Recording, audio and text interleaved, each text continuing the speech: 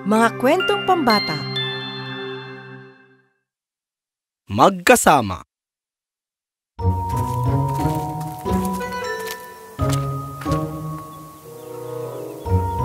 Aba. Anong meron dito? Nakakita kami ng kahel, Jamie? Sige nga, turuan mo nga ang anak mo paano magnakaw. Ano? Ang lakas ng loob mo! Hindi ko nga alam kung saan galing ito. Siyempre alam mo, galing ito sa aking bakuran. Akin yang kahel. Ang bakuran mo ay nasa kabila. Baka ikaw ang nagnakaw. Ang lakas ng loob mo. Sa'yo ng kahel na yan. Bakit mo ako sinisisi? Hindi sa amin turuan mo anak mo. Ito si Jamie. At yun si Alex. Magkapit-bahay na hindi magawang maging magkaibigan. Nagtataka ba tayo kung bakit? Ayoko! Hindi ako! Ayoko! Alam ng lahat na hindi kailanman magiging magkaibigan sina Alex at Jamie.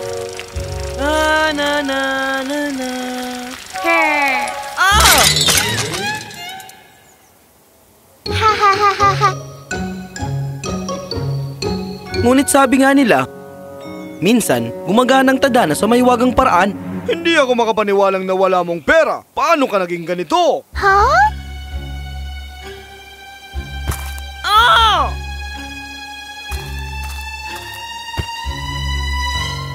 Paano ako magtitiwala sa'yo sa kahit anong bagay? Narito ang pera, Ama. Akala ko nasa kanang bulsa ko, pero nasa kaliwa pala. Hindi! Anak, paumanhin. Dapat ay pinatapos muna kita na hanapin ito. Pasensya na talaga. Nag-aalala lang ako na hindi ka nag-iingat. Naging simula ng pagkakaibigan ni na Jamie at Alex ang gabing iyon.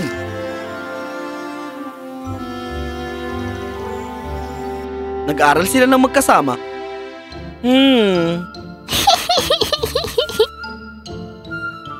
Naglaro sila ng magkasama.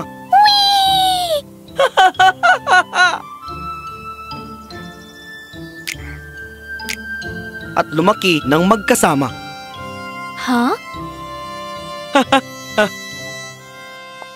Di naglaon na pagtanto ni na Jamie at Alex ng kanilang pagkakaibigan ay umabot na sa isang mas malalim na ugnayan. Ang ibig kong sabihin, hindi ko sinasabing bigyan mo ako ng sagot ngayon. Pero mas maganda siguro kung sasagutin mo. Ibig kong sabihin, huwag kang magmadali, ngunit alam mo. Magdadaldal ka pa ba at mag-aaksaya ng isa pang taon?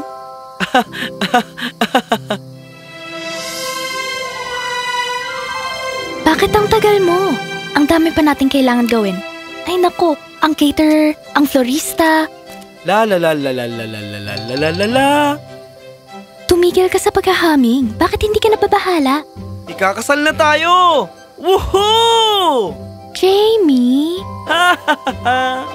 Sa kanilang kasal, pakiramdam ni Jamie na siya ang pinakamaswerteng lalaki sa mundo. Ang kanilang buhay mag-asawa ay puno ng masayang mga sorpresa.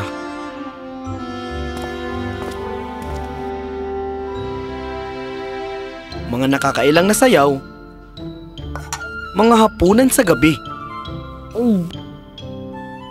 at marami pang sayawan. Wala na silang mahihiling pa. Wala na, maliban sa kung ano ang lagi nilang gusto. Ngunit hindi sila magkaroon. Hay, pasensya na. Ginawa na namin ang lahat, pero maaari kayong mag-ampon. Ang laging nais ni Alex ay magkaroon ng sariling anak. Hindi niya naiintindihan ang ideya ng pag-ampon ng ibang hindi niya kilala. At hindi siya pinilit ni Jamie. Dumaan ang ilang araw, nagumpisang mapansin ni Jamie ang pagbabago ni Alex. Siya pa rin ang mapagmahal na asawa at kanyang matalik na kaibigan. Pero may nagbago. Siya ay palaging malungkot, marahil. Alam ni Jamie na mayroon siyang dapat gawin. Ow! Nahanap ko na.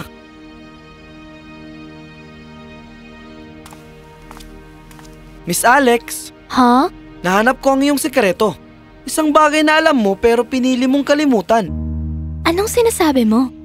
Tada! Ang aking journal. Jamie, ibalik mo sa akin yan. Hindi mo yan pwedeng gawin.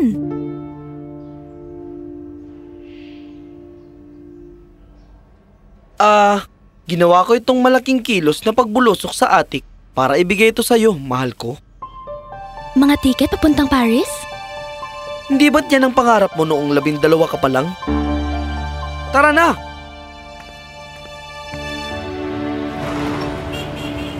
Ang magkasintahan ay masaya sa kanilang bakasyon, pero si Jamie ang pinakamasaya. Alam niyang ang paglipat ng lugar ay tiyak na makakatulong sa kanyang pagmamahal. Wala nang maling mangyayari ngayon.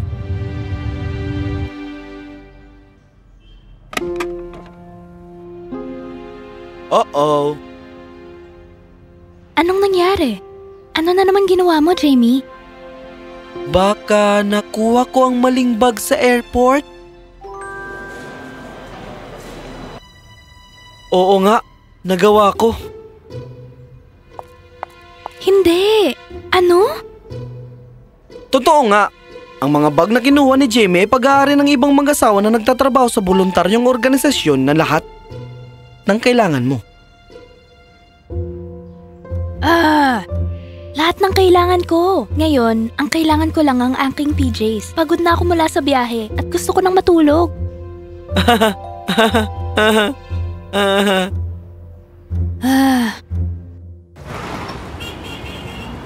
Sa wakas, sina Jamie at Alex ay nakapag-ayos sa kanilang mga damit at nagpasyang mag-aliw sa kanilang bakasyon.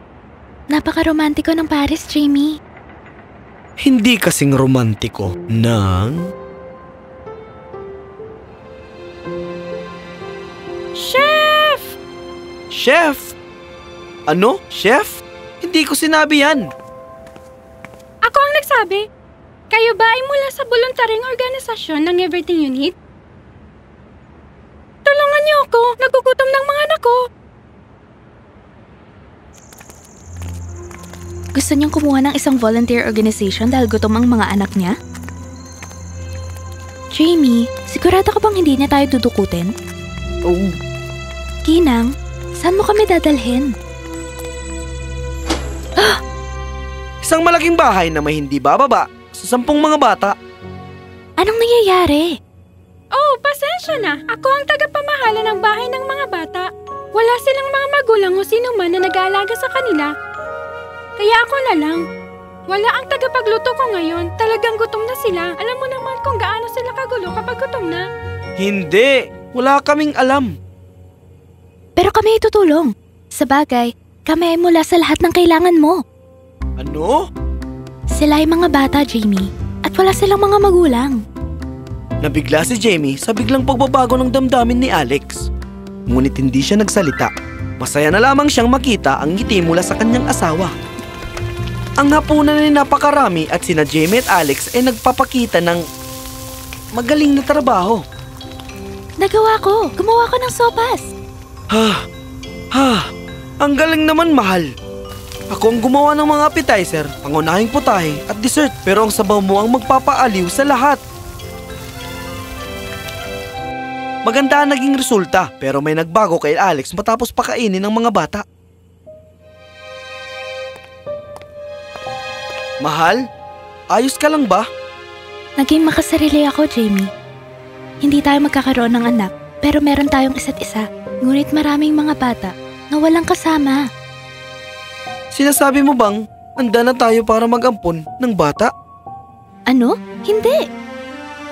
Handa na tayong mag-ampon ng 12 bata. Ano? Oo, kunin natin ang susunod na flight paalis. Babalik na tayo. Ha? Sina Jamie at Alex ay bumalik sa kanilang bahay, sa kanilang matamis na bulungan at kahusayan sa pagluluto.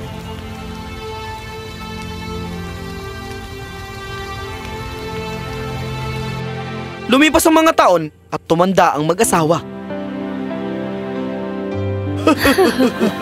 Natagpuan ang ginhawa at pagmamahal ng isa't isa. Gumawa sina Jamie at Alex ng isang buhay na pinapangarap lamang ng iba.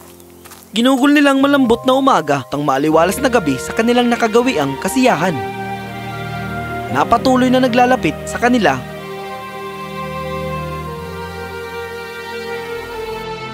kahit na patuloy silang tumatanda.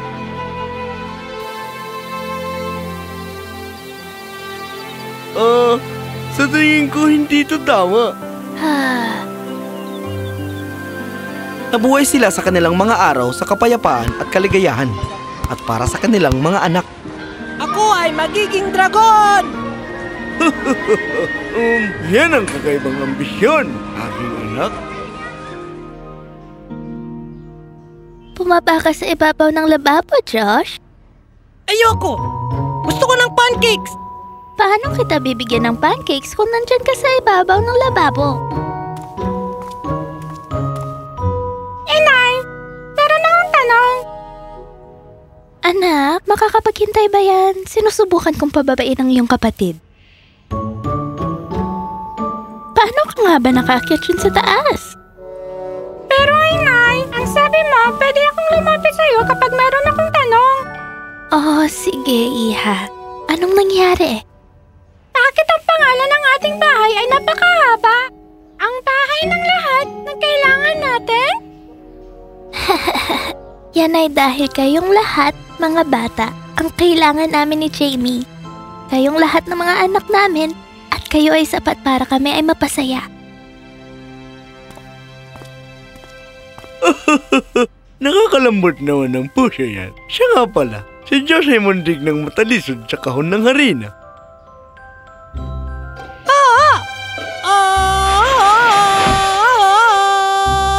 Hindi!